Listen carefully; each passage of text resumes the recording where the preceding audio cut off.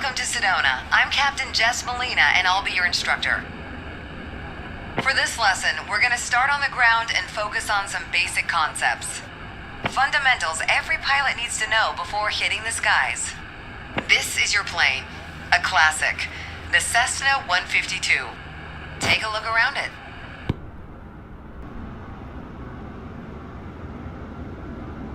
In the simulator, anytime you want, you can easily switch to cursor mode. The cursor is handy for interacting with menus and cockpit controls or instruments. As you can see, activating the cursor also displays the toolbar. The toolbar is a quick access menu that allows you to control various aspects of the simulation. Try to find and open the basic controls panel. The basic controls panel is a useful reminder of the button layout for the devices you're currently using. Now try to find and open the camera panel in the toolbar. The camera panel allows you to access the various views and camera modes of the simulation. Go ahead and close all the panels for now.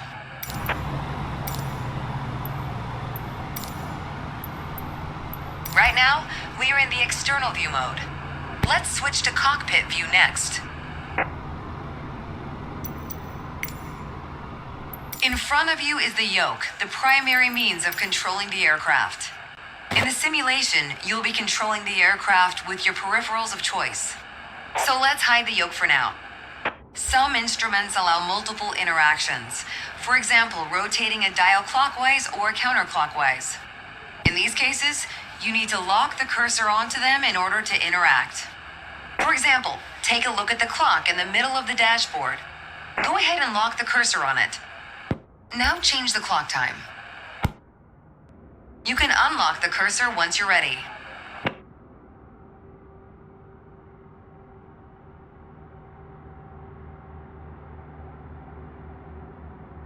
For now, we're done with the cursor, so go ahead and hide it.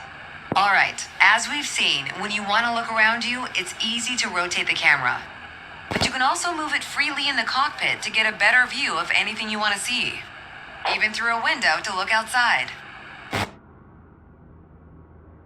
Pro tip, once you find a camera position you like, you can save a shortcut to easily get back to that view anytime.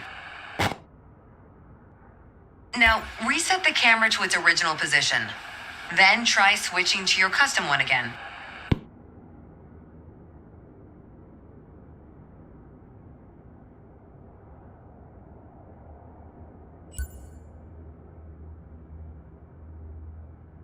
Alright, that covers all the main camera functions available in the simulation. Try to familiarize yourself with them a bit more. Then reset the camera to its original position whenever you're done.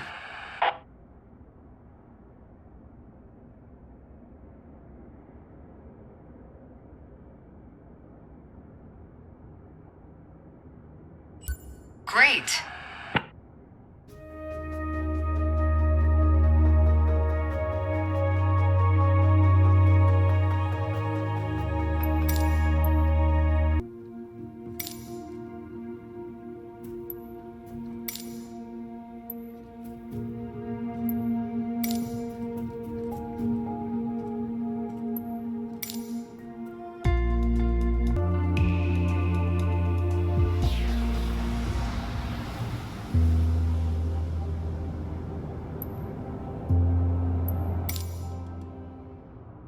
Let's get you familiar with the aircraft, a Cessna 152, and a few commands to navigate it through the skies. In front of you is the yoke. The yoke is like a steering wheel, more or less. Turn it left or right to control the ailerons and bank the aircraft into turns. Look at the trailing edge of the wings while turning the yoke to see the effect on the ailerons.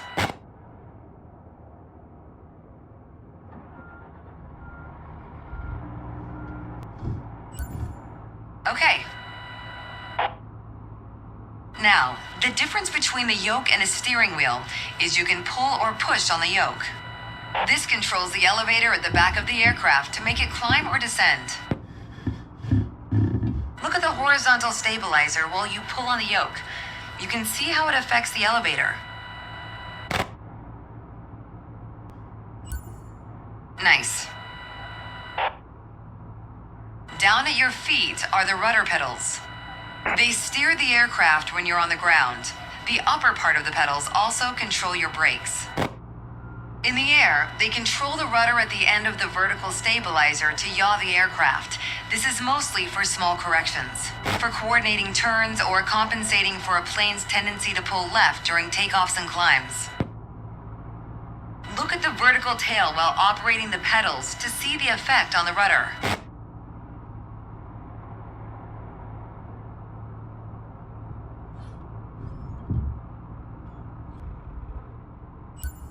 Great!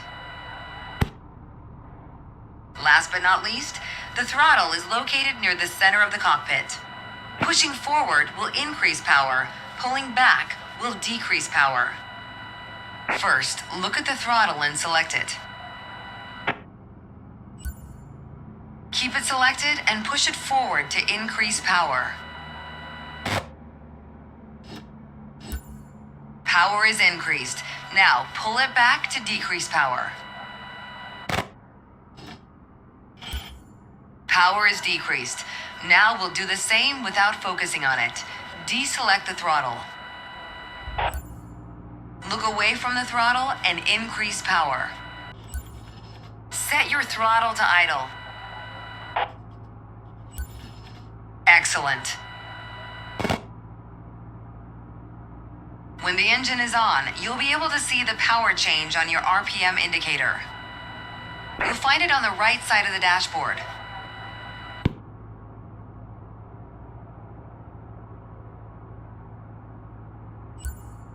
This tells you how fast the engine is spinning in hundreds of revolutions per minute.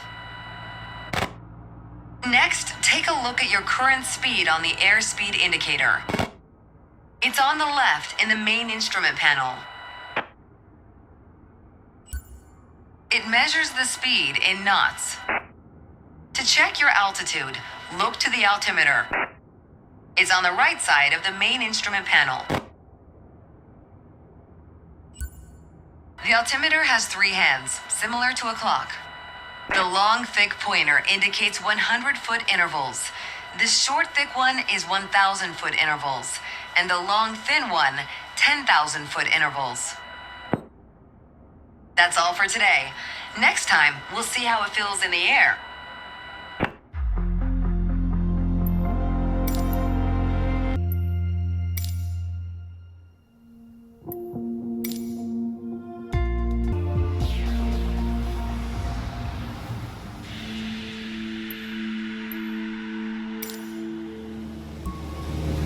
I've got to say, you chose a great day to go flying. This session, we'll get started with some basic controls. Sound good? First things first, let's get familiar with your surroundings.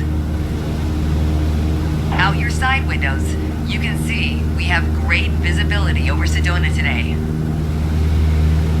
This is Red Rock territory. Beautiful, isn't it? You can spot the Sedona Airport. The runway should be a pretty easy landmark to find. There you go. Visual confirmation on the airport.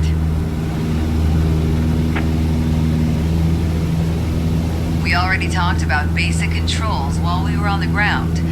Time to see how it all feels in the air.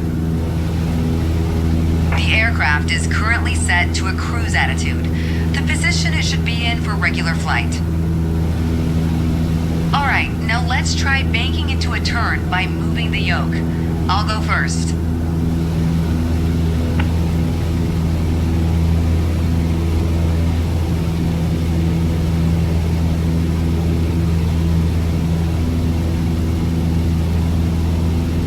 As a general rule, you always want to keep your turns under 30 degrees.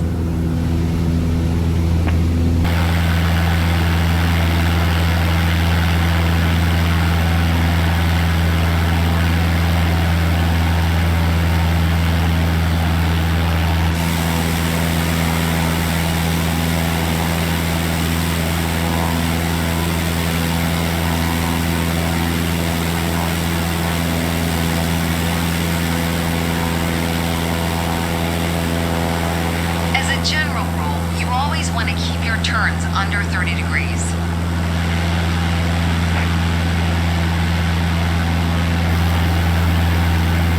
Go ahead and try rolling to the right. You have controls. Turn right, toward the city of Sedona.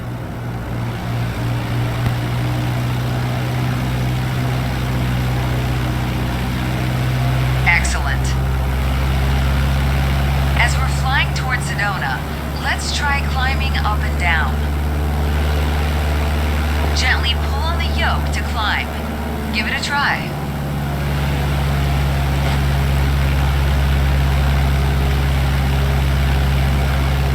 That's good.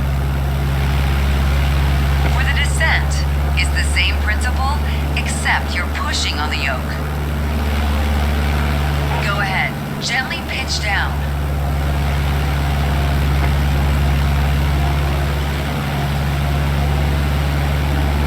That's good. Okay, time to find the airport again. Look around, and when you found it, make a turn in that direction.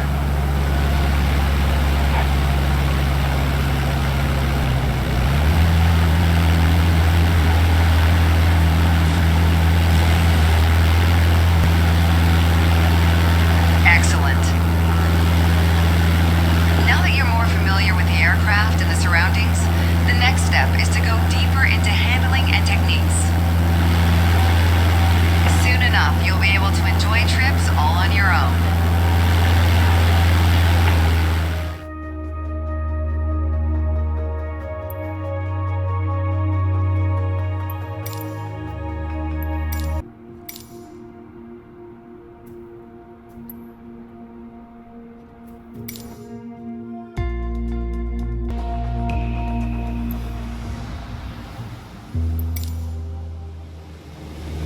To help demonstrate pitch, I've drawn 3 lines on the windshield. Notice how the middle line matches the horizon while we're flying level. This is the cruise attitude. The lower dotted line is the climb attitude, and the upper one is the descent attitude. Let's dig deeper into what that means.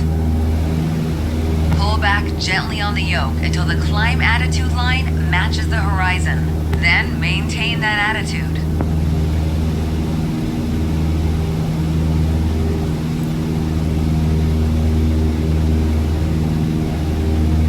According to your altimeter, we're gaining altitude. But we're losing airspeed, proving you can't avoid basic physics while making a climb. Keep working on it, you'll get better. Now let's level back out. Our speed is increasing and our altitude is stable. That's good. Push gently on the yoke until the descent attitude line matches the horizon. Then maintain that attitude.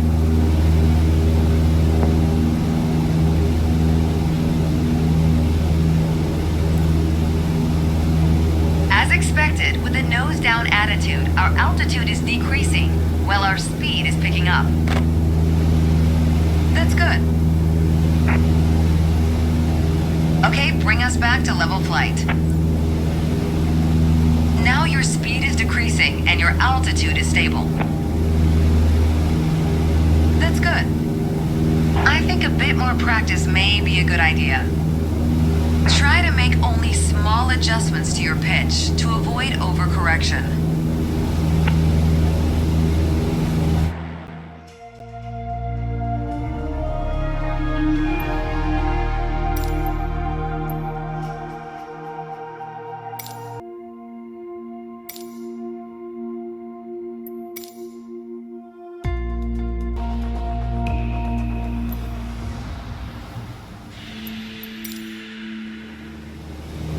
For this lesson, we're going to use a line drawn on the windshield to indicate the cruise attitude.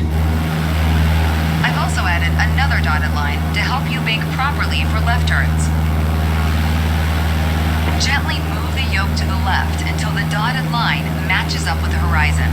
Then maintain that bank.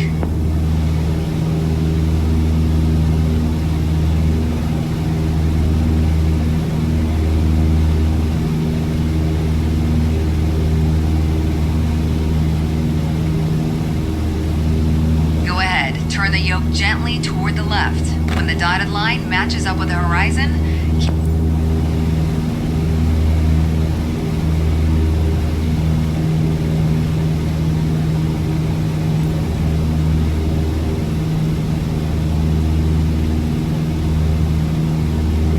that's good.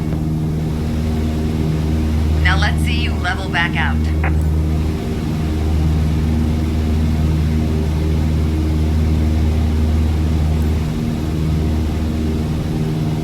Good. Remember to maintain altitude while leveling off. For the next step, turning to the right, let's see how you do on your own without any markings. At the top of your attitude indicator, there's a series of notches representing 10 degrees each. As a general rule, you always want to keep your turns under 30 degrees. Start banking right until you're lined up with the second notch to the right on the attitude indicator. Then maintain that 20-degree bank while remaining at the same altitude until I ask you to stop.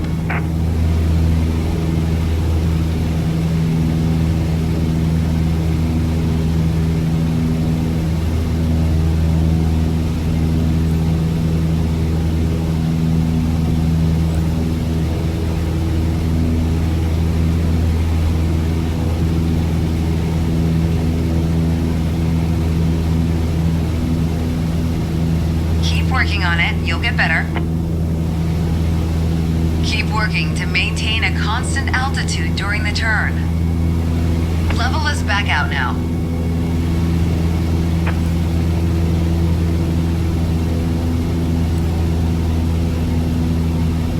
That's good.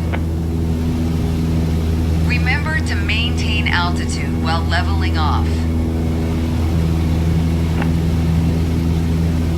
Small corrections on the yoke will lead to more accurate turns.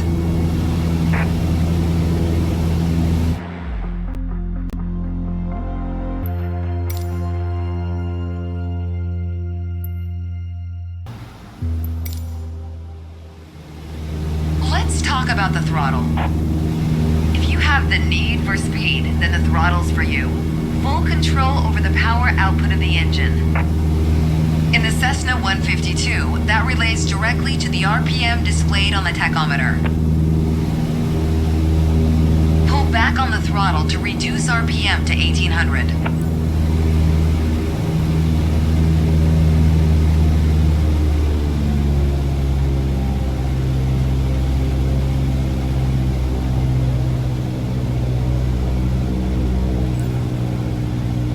Look how your speed and altitude are also decreasing.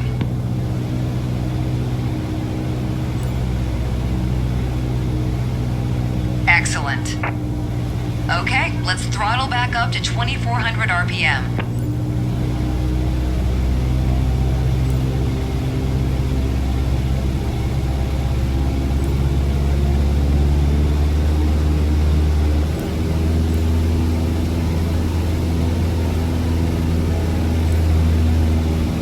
Your speed is increasing now. As long as you maintain the same attitude, your altitude will keep climbing as well. Nice. That was excellent. With piston planes like this Cessna, it's common to have power targets defined in RPM.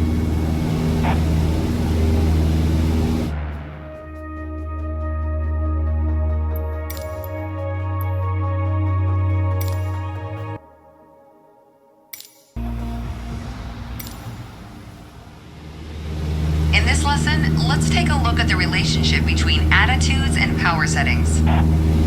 Attitude plus power equals performance. We're currently at 5,500 feet in a cruise attitude. The aircraft's nose is positioned under the horizon and cruise power is at 2,300 RPM.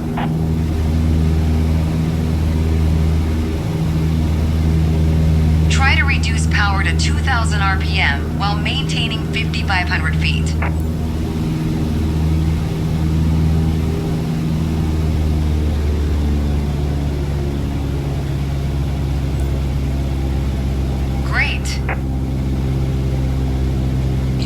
probably noticed, to maintain altitude, you need to pitch the nose up.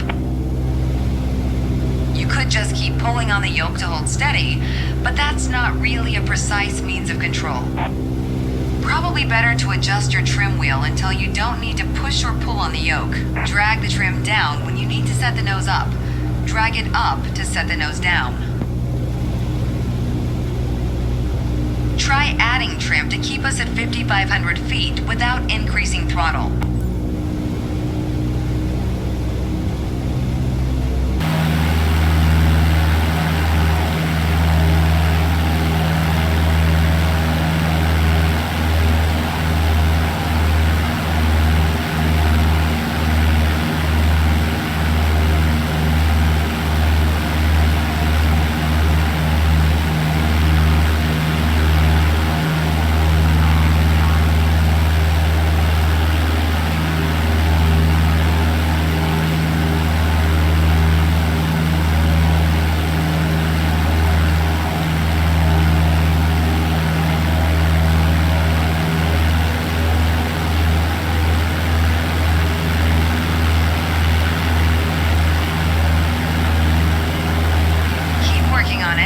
Better. Additional practice will help, don't worry. The way I was taught, when you adjust the trim, you make course changes at first to remove pressure on the yoke. Then small adjustments to find the perfect setting to keep your desired attitude.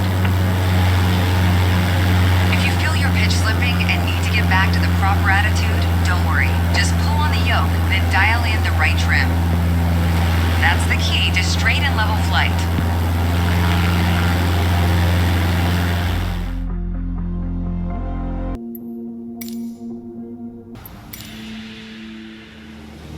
The art of maneuvering a plane through the air isn't a mystery to you anymore. Now it's time to test the skills you've learned. As you can see, we're cruising at 6,000 feet on a north heading of 360 degrees. Start by descending to 5,500 feet while maintaining a northerly heading.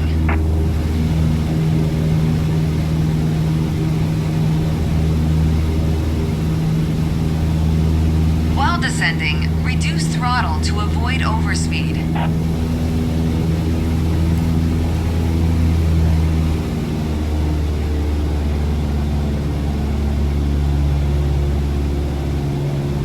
If your speed is in the yellow arc of the airspeed indicator, reduce throttle to idle and pull gently on the yoke to slow down. That's okay.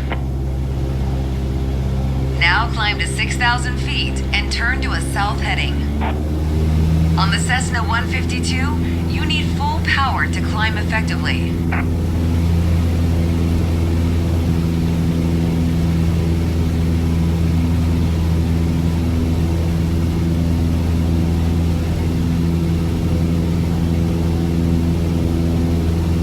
You can start the climb when you're ready.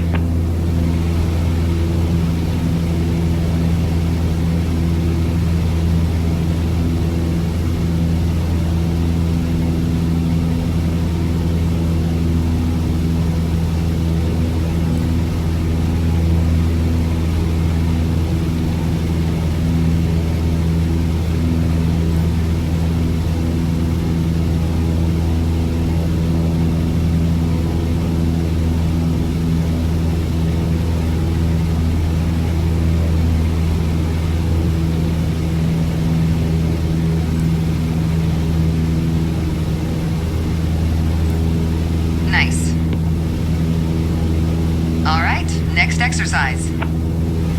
Maintain your heading of 180 degrees. Stay at 6,000 feet and adjust your airspeed to 80 knots.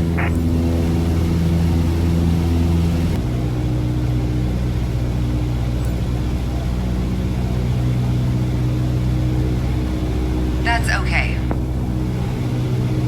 Review straight and level flight to better manage your speed and altitude. You did well, but you can do better.